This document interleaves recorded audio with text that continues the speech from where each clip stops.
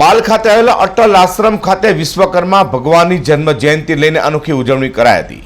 ભંડારો, ભજન સહિતના કાર્યક્રમો સાથે વિશ્વકર્મા ભગવાનની જન્મ જયંતિની ઉજવણી કરાઈ હતી. પાલ ખાતેના પાલ અટલ આશ્રમમાં પારદેશ્વર મહાદેવ મંદિર ખાતે તારીખ 22મી ફેબ્રુઆરી વિશ્વકર્મા ભગવાનની આજે જન્મ જયંતિની ભવ્ય ઉજવણી કરવામાં આવી હતી.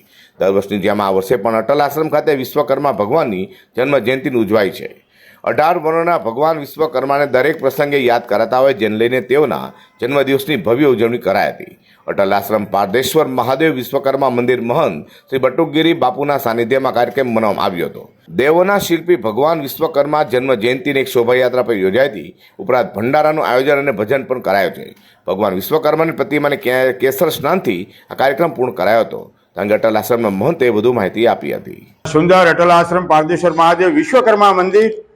આવો મિત્રો, આજે શોભાયાત્રા ભગવાન વિશ્વકર્માની અને ભોજનની વ્યવસ્થા, ભંડારાની વ્યવસ્થા કરવામાં આવેલી છે. ત્યારે આપણે એવી એક કામના કરીએ છીએ કે જે 18 વર્ણ છે, 18 વર્ણના ઈષ્ટ દેવતા કહેવા, ધંધા રોજગારથી માંડીને તમે એમના હાથમાં જો તો બધા ઓજારો છે.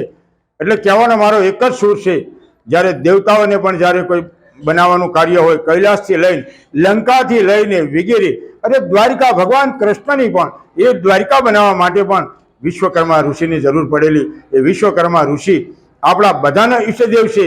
દરેક નાના મોટા ધંધા કરતા હોય તેને આ વિશ્વકર્માની પૂજા અર્ચના કરવી જોઈએ. આજે હું અટલ આશ્રમમાં ભગવાન વિશ્વકર્માના મંદિરના એકવાર દર્શન પણ કરે અને અહીં આવે અને વિશ્વકર્મા જયંતિ નિમિત્તે દરેક વર્ણના લોકો જોડાય એવી મંગલ કામના કરું છું.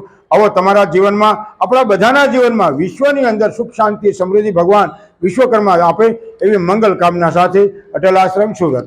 પાલ ખાતે આવેલા અટલ આશ્રમના પારદેશ્વર મહાદેવ મંદિરમાં યોજાયેલા ભગવાન વિશ્વકર્માની જન્મ જયંતિ ઉજવણીમાં મોટી સંખ્યામાં ભક્તો જોડાયા છે. અઝર કુરેશી સાથે પ્રકાશવાળા.